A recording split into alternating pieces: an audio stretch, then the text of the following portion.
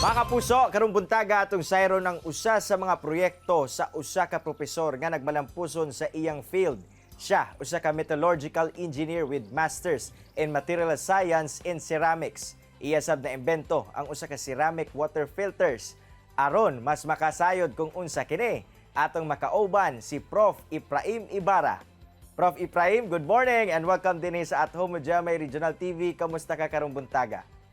May buntag sa tanan nga naka-uban nato nini nga programa sa At Home with GMA Regional TV. Nagpasalamat ako nga nakauban kita karong buntaga ug salamat sa Ginoo sa kusog kalig-on kabaskog sa panglawas nga atong nadawat. Prof, unang-una makisayod kami sa imong propesyon isip usa ka metallurgical engineer. Unsa ba ang sagad nga ginahimo aning propesyon ninyo ug ngano kanisab ang imong napilian nga subayon nga karera? Nga akong pag-eskwela sa MSU Iligan Institute of Technology, nahuman ako ang metallurgical engineering tungod kay nakita nako nga daghan kayo ng atong minerales sa Pilipinas nga kinahanglan gyud og maron. Kana bang maugmad nga dili nato mapadala sa laing nasod nga wala nato maproseso. Ug pag-ugmad niini nga adunay kalambigitan sa atong environment. Muna nga akong dakong tinguha nganong ako ni siyang gikuha ug nagmalampuson sa pagtapos sa kurso nga metallurgical engineering. Atong isgutan sir, ang usa sa mga imong dakong kadaugan sa maong field, ang imong pagmugna sa ceramic water filter. Unsa ba kini? Unsa ang nahimo niini o giunsa nimo kini gisugdan paghimo? Pag-iisip nga na graduado sa metallurgical engineering, nakakuha usab ako higayon nga makatuon dito sa laing nasod, labi na dito sa Japan, kay dito man ko nag-eskwela og masteral. Muna sa pag-uli nako, gikan sa akong pagtuon, nakahuna-huna ko og magbuhat og filter. Kay na-challenge ko, na-challenge manggod ko. Kay akong kauban nga maestro, gidadaan ko niya og water filter nga imported. Ug tungod kay kini medyo dugay-dugay na ugaw na, niadto siya sa ako, giingnan ko niya, pre, pwede ba ko nimo buhatan og filter? Pagtan-on ako, imported, lisod man kay, saan man ako na ipagsugod? Diha nagsugod ang akong challenge nga katong filter nga imported akong mapulihan, makahimo ko og purely local ceramic filter ginamit ang atong mga kasangkapan nga makita sa atong palibot. So nagsugod ko ni adto og ako dayong gisugdan sa laboratory nato diri sa MSU Iligan Institute of Technology. Pagsugod pa lang, nakita nako nga dako gyud kay panginhanglan sa water filter.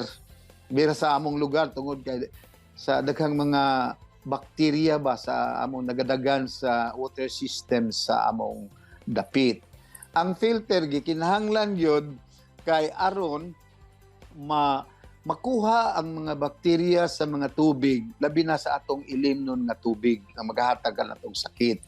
Gisuwayan ako ang iyang water quality. So nagkuha ko katong imported water filter, gipaagas na ko pareha nga tubig. Aron gitan-aw nako ang iyang bakterya kung mainom na gyud ni sumala sa National Water Drinking Standards. Og kaloy sa Ginoo, pila ka testing ipadala nako sa laboratory sa Cagayan de Oro para makuha ang water quality o sa mga lokal sa atong lokal. Nakita nako ang resulta nga zero gyud ang bakterya within the limits ba sa standard sa atong drinking water. Karon ba sir, asa-asa ng lugara na gamit ang maong imbensyon? Labi pa nga gisuportahan na sab kini sa Department of Science and Technology. Unas tanan sa akong pagkabuhat nini, kami nga immediate family nga nagasto mi about 600 to 700 mineral waters per month. Og wala na gyud, kalos wala na gyud mi magamit ana. kay gigamit nako ang filters. Sunod akong mga paryente. Ako silang gi-introduce sa butuan ang mga kasilinganan akong mga ginikanan ug akong mga paryente dito mao na po ni ilang gigamit ug nalipay sila kay makainom na silang barato healthy nga water. Ug hangtod karon nagsige mig buhat aron magamit sa mga katilingban daghan pang mga magamit gayod. Prof. Ephraim, unsa pa ba ang mga gilauman nimo sir sa imong proyekto? Labi pa nga aduna kini mga maayong epekto nga nahatag ngadto sa atong katilingban. Okay, kini akong desire nako nga daghan ang magagamit ilabi na gid sa nay mga calamities. Magamit ni siya ang kadaghanan usab makagamit ni ini. Salamat gyud kayo sa GMA sa paghatag og panahon nga ma-introduce nako ning ceramic water filter gitawag ning Hydria kay aron daghan pa ang makadungog, daghan pang makagamit ni ini pinaagi sa inbensyon sa Hydria ceramic water filter. Daghang salamat Prof. Ephraim sa imong oras nga gihatag sa At Home with GMA Regional TV og more power sir sa imong karera. Daghang salamat. Mga kapuso, chillax lang mo kay mo balik pa ang At Home with GMA Regional TV. Kini ang At Home with GMA Regional TV.